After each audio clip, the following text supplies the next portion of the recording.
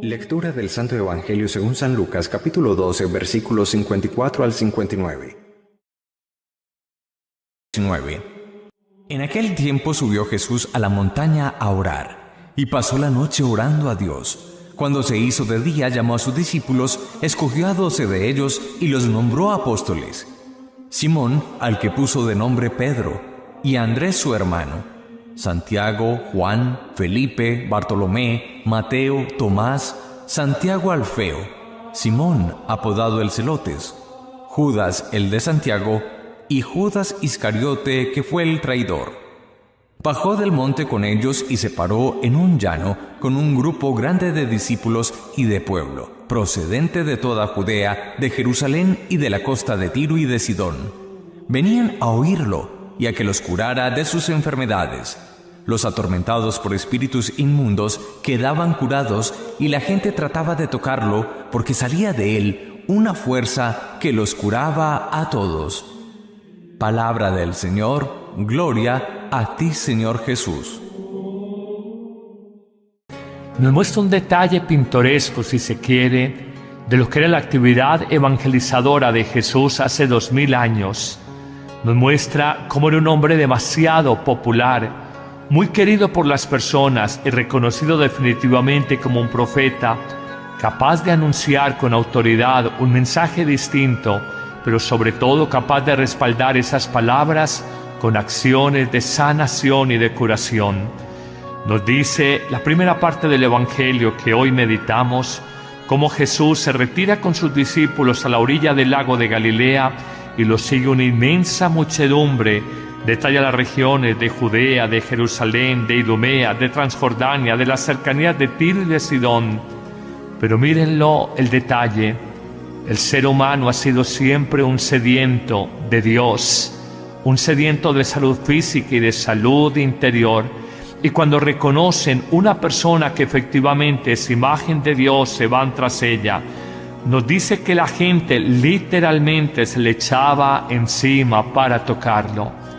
Esa hambre espiritual de hace 2000 años, hoy la constata uno de manera silenciosa en muchas personas. Se me da en pensar que detrás de muchas búsquedas espirituales del hombre de hoy, en la nueva era, en religiones orientales, que no necesariamente en el cristianismo, hay una búsqueda eterna, universal e inconsciente de trascendencia, de espiritualidad. Siempre cobran fuerza esa expresión, esas palabras del Padre de la Iglesia, San Agustín, cuando afirma: Señor, nos hiciste para ti, y nuestro corazón andará inquieto hasta que no repose, no descanse en ti. Es la gran verdad del ser humano. Somos tan indefensos, somos tan frágiles, tan quebradizos, tan limitados. Permítanme esta expresión, estamos tan enfermitos en el cuerpo y en el alma que literalmente nos queremos echar encima de Jesús para tocarlo. Viene a mi memoria el pasaje evangélico de la hemorroísa, que padecía flujos de sangre desde hacía 12 años y se había gastado su dinero en médicos de la época. Pero ella, en una fe muy bonita, dice: con solo tocar la orla, el borde del manto del profeta Jesús, sé que quedaré sana. Efectivamente, Jesús experimenta que sale como una especie de fuerza sanadora de su ser, porque la fe de la mujer ha sido superior a la misma voluntad de Cristo, casi sin contar con su aquiescencia, sin su consentimiento, la mujer ha sido sanada. Este es el Mesías que anuncia el cristianismo. Este es el hombre del que se habla 2000 años después. Esta es la persona que partió la historia humana antes de él y después de él. Este es el pobre que ha enriquecido a muchos. Este es el obediente a Dios que nos enseña el camino de la libertad desde la obediencia. Este es el casto, el del amor puro, que nos enseña el sentido del auténtico amar a los hombres de nuestro tiempo. Este es el sanador por excelencia, al que la gente se le tiraba literalmente encima para ser curada, para ser sanada. Pero hay un segundo elemento, también si se quiere un poco pintoresco. Nos habla de algunos enfermos que tenían espíritus inmundos, de alguna forma posesiones. Es paradójico y es contradictorio que los llamados hombres buenos de la época de Jesús, los fariseos, los conocedores de la ley de Dios, los escribas, los saduceos también de alguna forma, no reconocieran el profetismo y el señorío, la divinidad que había en la persona de Jesús. Y es paradójico, y es aquí la ironía, como una persona que tiene un espíritu inmundo, poseída por el maligno, es capaz de gritar: aléjate de mí, tú eres el Hijo de Dios. ¿Cómo reconocer a ese Cristo? ¿Cómo descubrir a ese Mesías? ¿Cómo valorar al que es el Hijo de Dios por parte de un poseso? Y aquellos hombres que se sentían buenos no fueron capaces de hacerlo. ¿Qué pasa con los hombres que se llaman de bien? ¿Qué pasa a veces con algunas autoridades o ministros religiosos en distintas iglesias del mundo de hoy, que tienen a Dios en sus labios pero no en su corazón? ¿Qué ocurre a veces con que personas que han vivido en el mal son capaces de reconocer más claramente la presencia, la vida, la acción de Dios en una persona concreta, en Jesús? No es gratuito que Jesús haya afirmado, a propósito de la falta de fe de los fariseos en él, que las prostitutas y los cobradores de impuestos, esto es, los publicanos, les antecederán en el reino de los cielos. Es una gran verdad que a veces los pecadores, los equivocados, tienen mayor facilidad para reconocer a Jesús como el Hijo de Dios y a reconocer el mensaje cristiano. Señor, libéranos de las falsas seguridades religiosas. De alguna manera, desnúdanos de esas falsas vestiduras que nos dan una seguridad de que nosotros creemos en Dios, lo anunciamos en nuestros labios, pero no lo tenemos verdaderamente en el corazón. ¿Cuántos hay? Y en el ministerio sacerdotal lo he comprobado, que son auténticos arrepentidos, que muy adoloridos, muy compungidos, empiezan una verdadera vida de metanoia, de conversión, de cambio profundo, y avanzan en hombros de gigante, a pasos inmensos, en santidad, en espiritualidad. Y en cambio las personas llamadas buenecitas, que a veces fueron de vida sacramental frecuente y de rezos frecuentes, siguen con los mismos vicios, los mismos resentimientos, la misma falta de misericordia de todas las personas y de todos los años. Jesús, gracias por enseñarnos este Evangelio. Precisamente en la elección del grupo de sus apóstoles, nos dice cómo Jesús busca el encuentro con Dios y sube a la montaña. No solamente en el Antiguo Testamento, sino también en el Nuevo, la montaña es siempre el lugar del encuentro con Dios. No solamente es un ascenso físico, permítame también la expresión, es un ascenso espiritual. Nos dice que Jesús sube a la montaña y claramente nos da la acción que va a realizar en la montaña: sube a orar. Es más, aclara el evangelista Lucas que pasó la noche orando a Dios. Descubrimos no solamente en este texto evangélico, sino en diferentes pasajes del Nuevo Testamento, que los grandes momentos de la vida de Jesús estuvieron precedidos por largas horas de oración. Encontramos, por ejemplo, que para iniciar su vida pública, Jesús en el desierto de Judea pasó 40 días y 40 noches en oración. Encontramos que en el monte de la transfiguración, en el monte Tabor, Jesús, antes de transfigurarse frente a Pedro, Santiago y Juan, estaba en oración. Encontramos que Jesús, antes de vivir el momento intensísimo y definitivo del Gólgota y de ser aprendido en Getsemaní, estaba en oración profunda, con una intensidad tal que sudaba sudor como tal y sangre, agua y sangre. Encontramos igualmente en este pasaje que antes de elegir el grupo de los 12 apóstoles, con los cuales de alguna manera iba a acompañar su vida pública y a constituir, a fundar la iglesia, pasó la noche en oración. Nos dice que llama a cada uno de ellos. Primero son sus discípulos, aprendices. Luego nos dice que los escoge y los nombra apóstoles. En la Biblia, darle un nombre a una persona es asignarle una misión. Cada uno de ellos venía a realizar una misión, la misión de entregar la vida con amor y por amor, como entregó la vida con grande amor y por amor a nosotros el Maestro Jesús.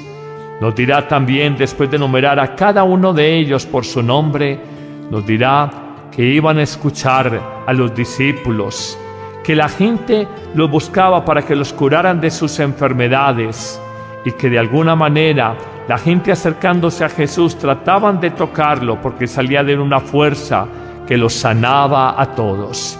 Esa es la tarea del discípulo, no solamente de Jesús, escucharnos.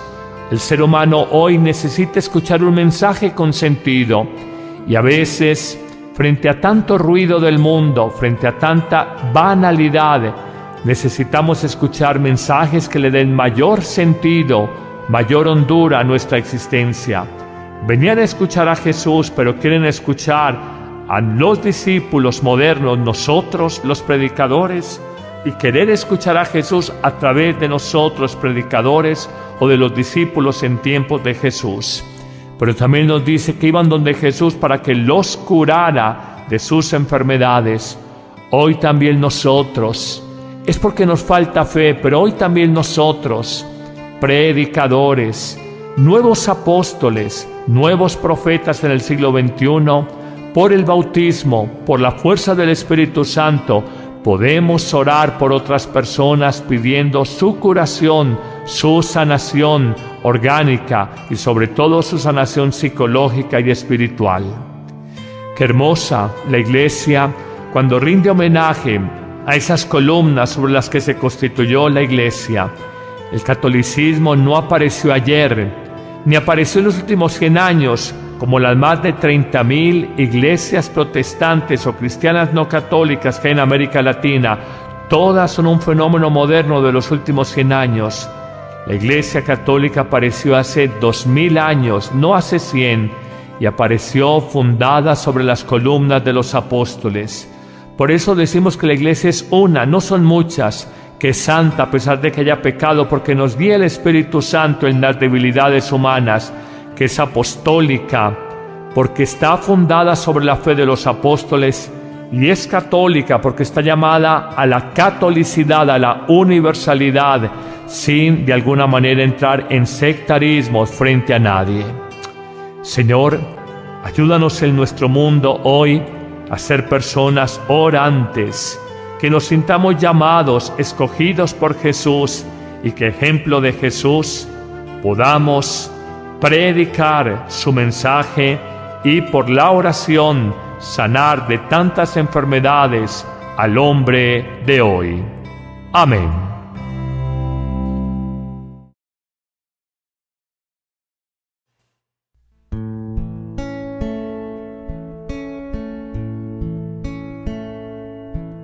A ti que no tienes paz, que no ansías ser más que tus hermanos, a ti que no pusiste en esta tierra tu tesoro, a ti que devuelves bien por mal, que construyes aún en el desastre, a ti que buscas la paz y no la guerra, a ti que en esta vida lloras por tantas cosas que quisieras cambiar, a ti te repite, hombre, las palabras el Señor. Alégrate, regocíjate, pues tuyo es el reino de los cielos. Si por mi causa te desprecia el mundo, alégrate y regocíjate.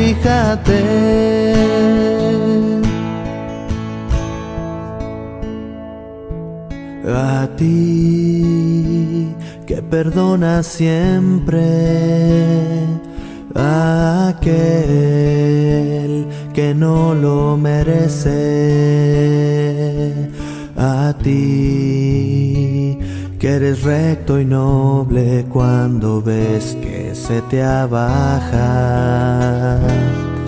a ti que te desprecia el mundo porque no sigues las reglas que ha marcado, a ti que te enfrentas con él para así poder salvarlo, a ti que eres calumniado, que eres torturado y ultrajado por mi causa, a ti te repite, hombre, las palabras el Señor. Alégrate, regocíjate, pues tuyo es el reino de los cielos. Si por mi causa te desprecia el mundo, alégrate y regocíjate.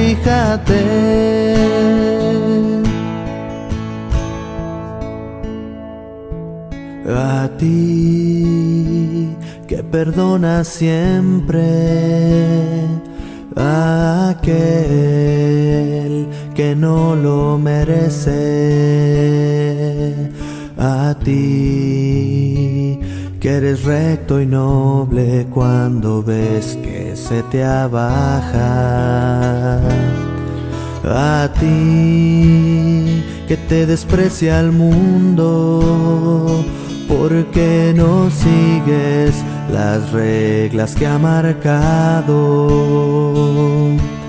a ti que te enfrentas con él para así poder salvarlo, a ti que eres calumniado, que eres torturado y ultrajado por mi causa, a ti te repite, hombre, las palabras el Señor. Alégrate, regocíjate, pues tuyo es el reino de los cielos. Si por mi causa te desprecia el mundo, alégrate y regocíjate.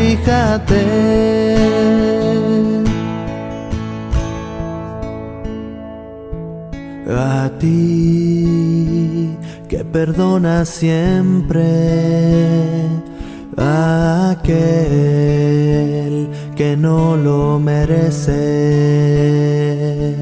a ti que eres recto y noble cuando ves que se te abaja,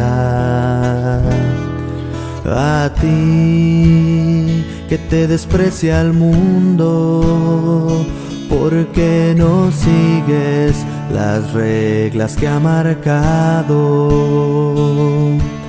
a ti que te enfrentas con él para así poder salvarlo, a ti que eres calumniado, que que eres torturado y ultrajado por mi causa. A ti te repite, hombre, las palabras el Señor. Alégrate, regocíjate,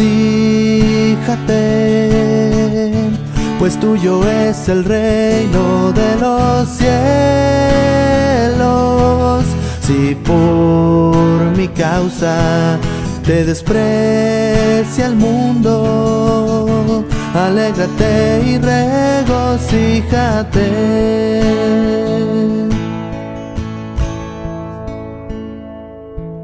A ti que perdona siempre a aquel que no lo merece.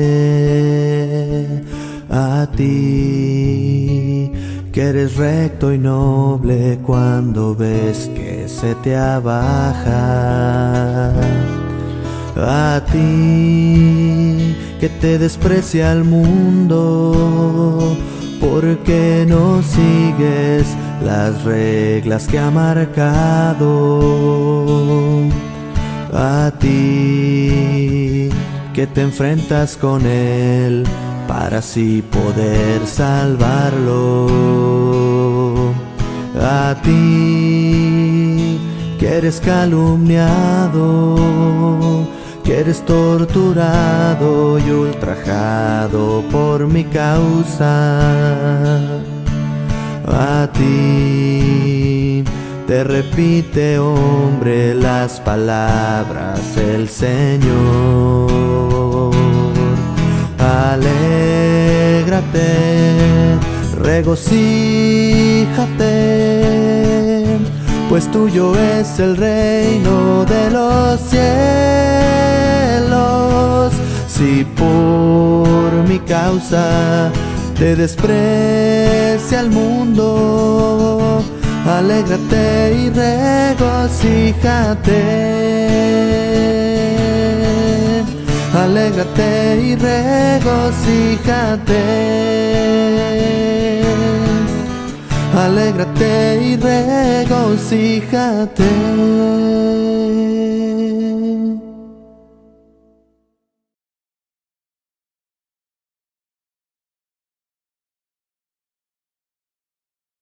Después de enumerar a cada uno de ellos por su nombre, nos dirá que iban a escuchar a los discípulos, que la gente los buscaba para que los curaran de sus enfermedades y que de alguna manera la gente acercándose a Jesús trataban de tocarlo porque salía de una fuerza que los sanaba a todos.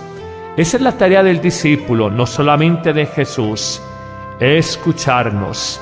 El ser humano hoy necesita escuchar un mensaje con sentido y a veces, frente a tanto ruido del mundo, frente a tanta banalidad, necesitamos escuchar mensajes que le den mayor sentido, mayor hondura a nuestra existencia. Venían a escuchar a Jesús, pero quieren escuchar a los discípulos modernos, nosotros los predicadores, y querer escuchar a Jesús a través de nosotros, predicadores, o de los discípulos en tiempos de Jesús. Pero también nos dice que iban donde Jesús para que los curara de sus enfermedades. Hoy también nosotros, es porque nos falta fe, pero hoy también nosotros, predicadores, nuevos apóstoles, nuevos profetas en el siglo XXI, por el bautismo, por la fuerza del Espíritu Santo, podemos orar por otras personas pidiendo su curación, su sanación orgánica y sobre todo su sanación psicológica y espiritual. Qué hermosa la Iglesia cuando rinde homenaje a esas columnas sobre las que se constituyó la Iglesia. El catolicismo no apareció ayer, ni apareció en los últimos 100 años, como las más de 30.000 iglesias protestantes o cristianas no católicas que hay en América Latina. Todas son un fenómeno moderno de los últimos 100 años. La Iglesia Católica apareció hace 2000 años, no hace 100, y apareció fundada sobre las columnas de los apóstoles. Por eso decimos que la Iglesia es una, no son muchas, que es santa a pesar de que haya pecado, porque nos guía el Espíritu Santo en las debilidades humanas, que es apostólica, porque está fundada sobre la fe de los apóstoles, y es católica porque está llamada a la catolicidad, a la universalidad, sin de alguna manera entrar en sectarismos frente a nadie. Señor, ayúdanos en nuestro mundo hoy a ser personas orantes, que nos sintamos llamados, escogidos por Jesús, y que ejemplo de Jesús podamos predicar su mensaje. Hoy la constata uno de manera silenciosa en muchas personas. Se me da en pensar que detrás de muchas búsquedas espirituales del hombre de hoy, en la nueva era, en religiones orientales, que no necesariamente en el cristianismo, hay una búsqueda eterna, universal e inconsciente de trascendencia, de espiritualidad.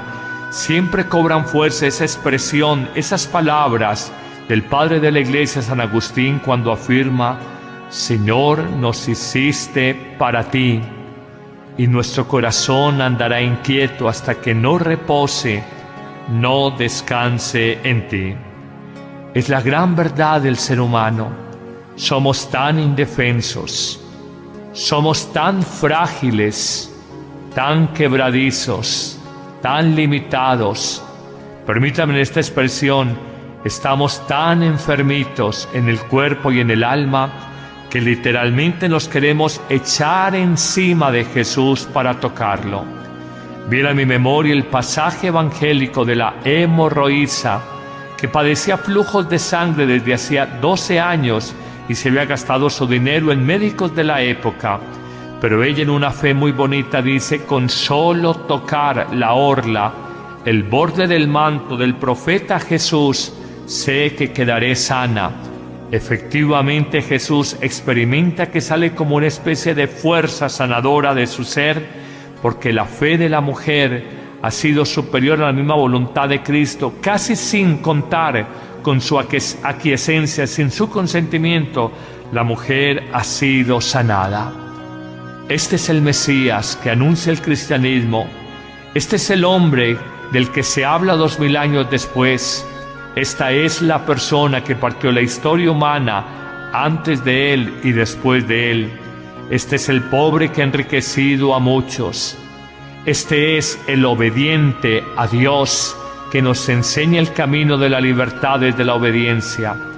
Este es el casto, el del amor puro, que nos enseña el sentido del auténtico amar a los hombres de nuestro tiempo. Este es el sanador por excelencia, al que la gente se le tiraba literalmente encima para ser curada, para ser sanada. Pero hay un segundo elemento, también si se quiere un poco pintoresco. Nos habla de algunos enfermos que tenían espíritus inmundos, de alguna forma posesiones. Es para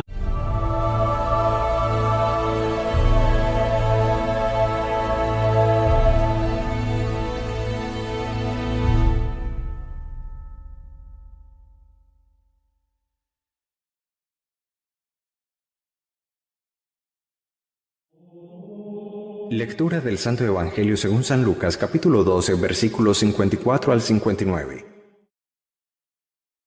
19. En aquel tiempo subió Jesús a la montaña a orar, y pasó la noche orando a Dios. Cuando se hizo de día, llamó a sus discípulos, escogió a 12 de ellos y los nombró apóstoles: Simón, al que puso de nombre Pedro, y a Andrés su hermano, Santiago, Juan, Felipe, Bartolomé, Mateo, Tomás, Santiago Alfeo, Simón, apodado el Celotes, Judas el de Santiago, y Judas Iscariote, que fue el traidor. Bajó del monte con ellos y se paró en un llano con un grupo grande de discípulos y de pueblo, procedente de toda Judea, de Jerusalén y de la costa de Tiro y de Sidón. Venían a oírlo y a que los curara de sus enfermedades. Los atormentados por espíritus inmundos quedaban curados y la gente trataba de tocarlo porque salía de él una fuerza que los curaba a todos. Palabra del Señor, gloria a ti, Señor Jesús.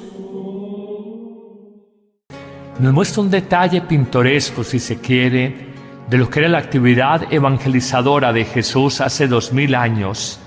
Nos muestra cómo era un hombre demasiado popular, muy querido por las personas y reconocido definitivamente como un profeta, capaz de anunciar con autoridad un mensaje distinto, pero sobre todo capaz de respaldar esas palabras con acciones de sanación y de curación.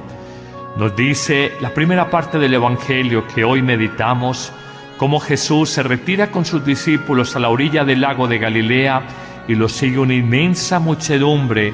Detalla las regiones de Judea, de Jerusalén, de Idumea, de Transjordania, de las cercanías de Tiro y de Sidón. Pero mírenlo el detalle, el ser humano ha sido siempre un sediento de Dios, un sediento de salud física y de salud interior. Y cuando reconocen una persona que efectivamente es imagen de Dios, se van tras ella. Nos dice que la gente literalmente se le echaba encima para tocarlo. Esa hambre espiritual de hace 2000 años, lógico y es contradictorio, que los llamados hombres buenos de la época de Jesús, los fariseos, los conocedores de la ley de Dios, los escribas, los saduceos también de alguna forma, no reconocieran el profetismo y el señorío, la divinidad que había en la persona de Jesús. Y es paradójico, y es aquí la ironía, como una persona que tiene un espíritu inmundo, poseída por el maligno, es capaz de gritar: aléjate de mí, tú eres el Hijo de Dios. ¿Cómo reconocer a ese Cristo? ¿Cómo descubrir a ese Mesías? ¿Cómo valorar al que es el Hijo de Dios por parte de un poseso? Y aquellos hombres que se sentían buenos no fueron capaces de hacerlo. ¿Qué pasa con los hombres que se llaman de bien? ¿Qué pasa a veces con algunas autoridades o ministros religiosos en distintas iglesias del mundo de hoy, que tienen a Dios en sus labios pero no en su corazón? ¿Qué ocurre a veces con que personas que han vivido en el mal son capaces de reconocer más claramente la presencia, la vida, la acción de Dios en una persona concreta, en Jesús? No es gratuito que Jesús haya afirmado a propósito de la falta de fe de los fariseos en él, que las prostitutas y los cobradores de impuestos, esto es, los publicanos, les antecederán en el reino de los cielos. Es una gran verdad que a veces los pecadores, los equivocados, tienen mayor facilidad para reconocer a Jesús como el Hijo de Dios y a reconocer el mensaje cristiano. Señor, libéranos de las falsas seguridades religiosas, de alguna manera desnúdanos de esas falsas vestiduras que nos dan una seguridad de que nosotros creemos en Dios, lo anunciamos en nuestros labios, pero no lo tenemos verdaderamente en el corazón. ¿Cuántos hay? Y en el ministerio sacerdotal lo he comprobado, que son auténticos arrepentidos, que muy adoloridos, muy compungidos, empiezan una verdadera vida de metanoia, de conversión, de cambio profundo, y avanzan en hombros de gigante, a pasos inmensos, en santidad, en espiritualidad. Y en cambio las personas llamadas buenecitas, que a veces fueron de vida sacramental frecuente y de rezos frecuentes, siguen con los mismos vicios, los mismos resentimientos, la misma falta de misericordia de todas las personas y de todos los años. Jesús, gracias por enseñarnos este Evangelio. Precisamente en la elección del grupo de sus apóstoles, nos dice cómo Jesús busca el encuentro con Dios y sube a la montaña. No solamente en el Antiguo Testamento, sino también en el Nuevo, la montaña es siempre el lugar del encuentro con Dios. No solamente es un ascenso físico, permítame también la expresión, es un ascenso espiritual. Nos dice que Jesús sube a la montaña y claramente nos da la acción que va a realizar en la montaña, sube a orar. Es más, aclara el evangelista Lucas que pasó la noche orando a Dios. descubrimos no solamente en este texto evangélico, sino en diferentes pasajes del Nuevo Testamento, que los grandes momentos de la vida de Jesús estuvieron precedidos por largas horas de oración. Encontramos, por ejemplo, que para iniciar su vida pública, Jesús en el desierto de Judea pasó 40 días y 40 noches en oración. Encontramos que en el monte de la transfiguración, en el monte Tabor, Jesús, antes de transfigurarse frente a Pedro, Santiago y Juan, estaba en oración. Encontramos que Jesús, antes de vivir el momento intensísimo y definitivo del Gólgota y de ser aprendido en Getsemaní, estaba en oración profunda, con una intensidad tal que sudaba sudor como tal y sangre, agua y sangre. Encontramos igualmente en este pasaje que antes de elegir el grupo de los 12 apóstoles, con los cuales de alguna manera iba a acompañar su vida pública y a constituir, a fundar la iglesia, pasó la noche en oración. Nos dice que llama a cada uno de ellos. Primero son sus discípulos, aprendices. Luego nos dice que los escoge y los nombra apóstoles. En la Biblia, darle un nombre a una persona es asignarle una misión. Cada uno de ellos venía a realizar una misión, la misión de entregar la vida con amor y por amor, como entregó la vida con grande amor y por amor a nosotros el Maestro Jesús. Nos dirá también después